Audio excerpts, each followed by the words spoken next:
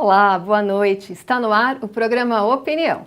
Aproveitando a realização da Copa do Mundo no Brasil, o programa de hoje debate um tema difícil dentro e fora dos campos, o racismo. E para conversar conosco, recebemos no programa Douglas Belchior, professor, blogueiro da revista Carta Capital e militante do Movimento Negro. Olá, Douglas, seja muito bem-vindo. Tudo bem? Obrigado, Natália. Eu que te agradeço pela presença. Atitudes racistas têm ocorrido com muita frequência dentro dos estádios. Vamos ver um VT que a produção preparou sobre alguns desses casos. Roda VT. O próprio Tinga já tinha sido vítima de discriminação racial no Brasil.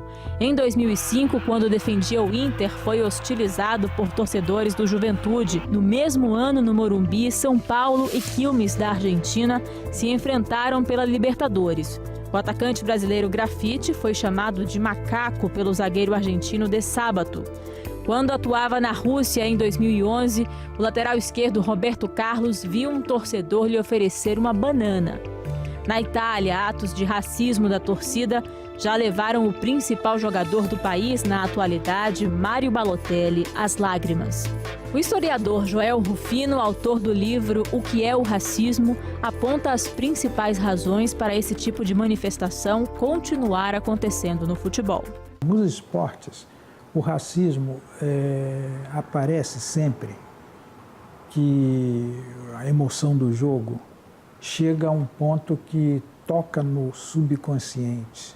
Nesse subconsciente, as emoções primitivas do homem se manifestam mais facilmente.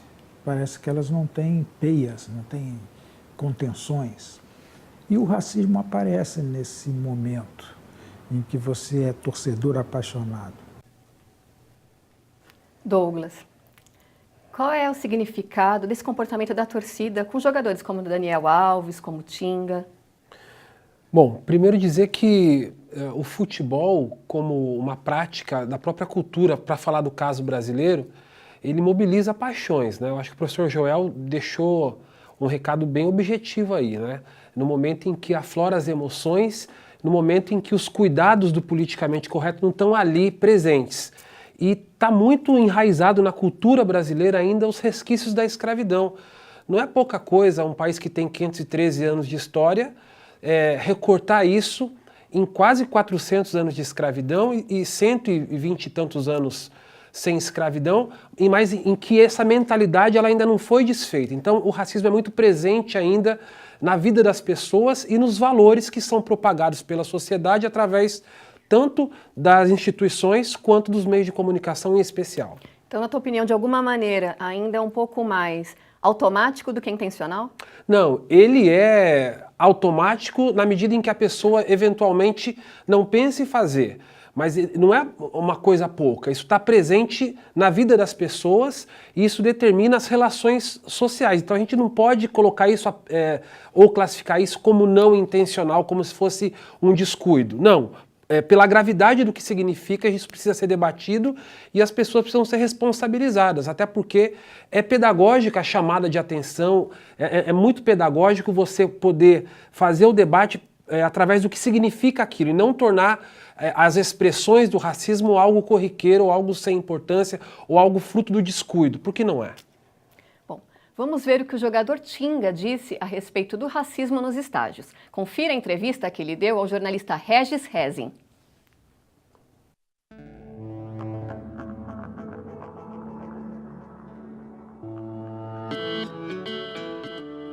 O site do jornal peruano El Comércio noticiou a reação do presidente do Peru, Ollanta Humala, que condenou os insultos racistas. Nos Estados Unidos, a versão digital do Washington Post destacou a reação da presidente Dilma Rousseff ao ato de racismo. O presidente da FIFA, Joseph Blatter, disse concordar com a presidente e afirmou que a entidade é contra todo ato de discriminação.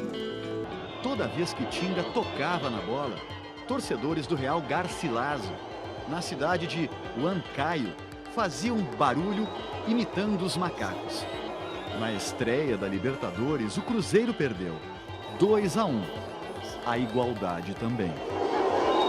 Tinga aceitou falar com exclusividade para o Esporte Espetacular, porque o som que ouviu da torcida peruana na última quinta-feira ainda perturba o seu sono. Tento até hoje né? Passei a noite toda praticamente sem dormir, tentando entender o envolvimento todo que aconteceu sobre aquela situação, né? A preocupação maior era com meu filho, né? E em seguida do jogo eu liguei para casa e minha esposa falou que ele estava chorando, e depois no outro dia do Peru mesmo, quando eu liguei, ela falou que ele não quis ir na escola e acabou. Por quê? Não, ele na verdade não entendeu nada. Em sua despedida do Borussia, o torcedor alemão ovacionou o Tinga. País que todo mundo dizia que teria o racismo, como já teve em outros lugares, mas comigo não existiu, pelo contrário. Douglas, o que você acha dessas colocações feitas aqui pelo Tinga?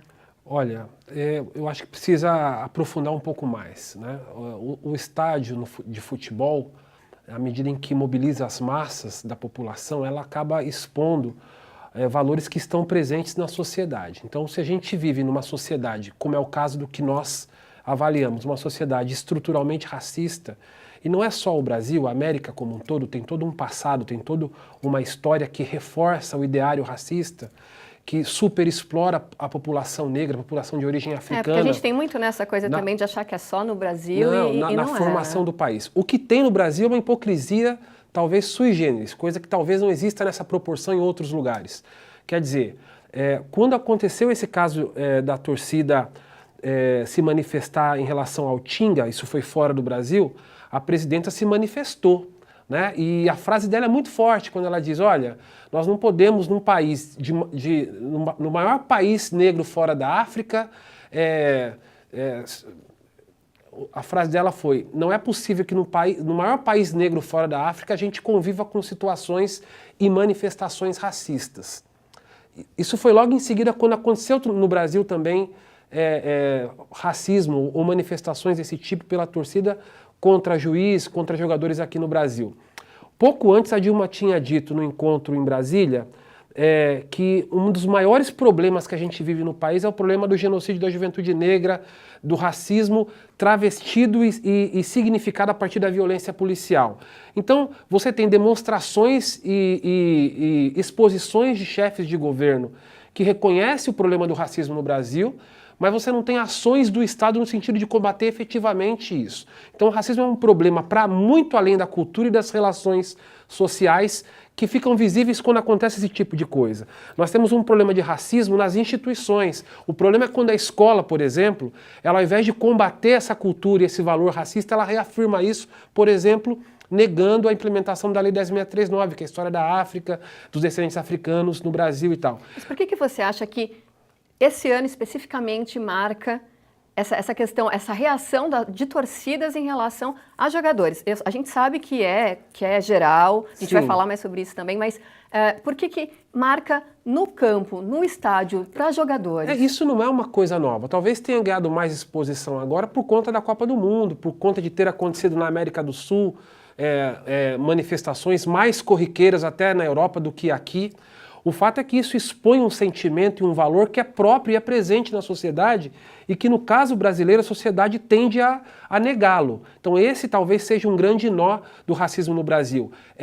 Ao mesmo tempo em que se há um reconhecimento de que ele existe, de que há problemas relacionados a ele, você não tem a afirmação das pessoas enquanto indivíduos que promovem racismo e não tem uma ação do Estado e dos governos no sentido de combater efetivamente o racismo, com ações do Estado, com reparação histórica, com políticas que sejam reparatórias da desigualdade social, que se você estratificar, ela não é uma desigualdade social apenas, ela é uma desigualdade cravada nas diferenças raciais. Agora a gente vai para um rápido intervalo e na volta a gente fala sobre o racismo fora dos estádios. É já já.